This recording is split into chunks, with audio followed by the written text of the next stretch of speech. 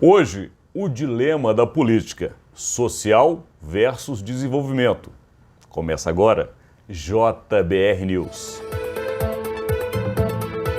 A posse do presidente ou do novo presidente do BNDES, o ex-senador e petista histórico Aloysio Mercadante, que aconteceu no Rio de Janeiro com a presença do presidente da República, da ex-presidente Dilma, do vice-presidente Geraldo Alckmin e figuras importantes do governo atual, mostrou claramente um dilema que se estabeleceu já antes do governo tomar posse. Justamente para que lado o governo poderá ir? Para o lado mais social, de políticas sociais, ou lado desenvolvimentista, mas abrindo mão de algumas regras que o mercado impõe. O que fazer nesse dilema? Ontem ficou bem claro, até que à noite o ministro da Fazenda, que não estava presente na posse de Mercadante, teve que contemporizar. O que está por trás de tudo isso? A independência do Banco Central.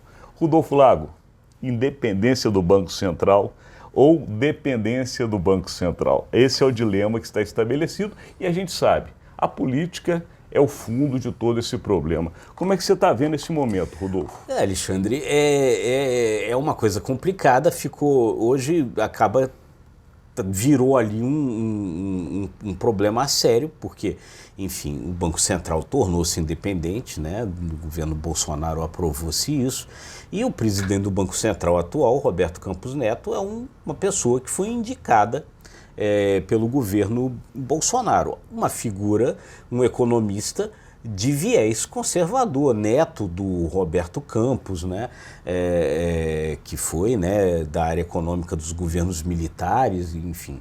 E ele está ali, o Banco Central vai adotando uma política, né, de juros altos para conter a inflação. E isso está exasperando o presidente Lula, porque o presidente Lula fez uma promessa de retomada do crescimento e os juros altos impedem que o crescimento retorne, né? Porque os juros altos provocam uma estagnação, né, da economia, né? Você tem consumo menor, você tem menos investimento, né? Porque você tomar um empréstimo fica uma coisa muito cara. Mas o que acontece? Os juros altos seguram a inflação. Então, quer dizer, qual é o grande risco se você não mantém essa política de juros altos? É que você perca o controle da inflação.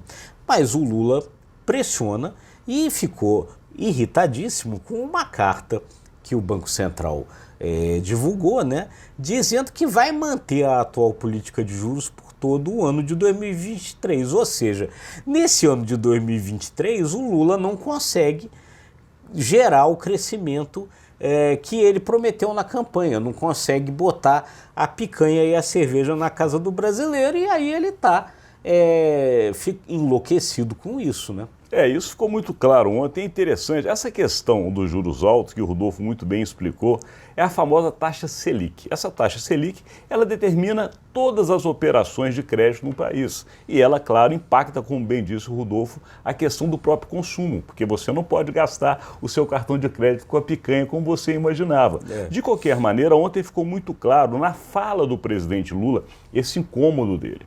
E esse incômodo de Lula gerou para o mercado também um incômodo, a ponto do dólar ter uma pequena subida e a Bolsa só não teve uma queda porque tiveram fatores no mercado internacional que ajudaram a queda não ocorrer. Mas o mercado está sensível com tudo isso. E quando se vê esse ataque, na verdade, a gente vê e pensa o que acontecerá no Congresso Nacional, Rodolfo.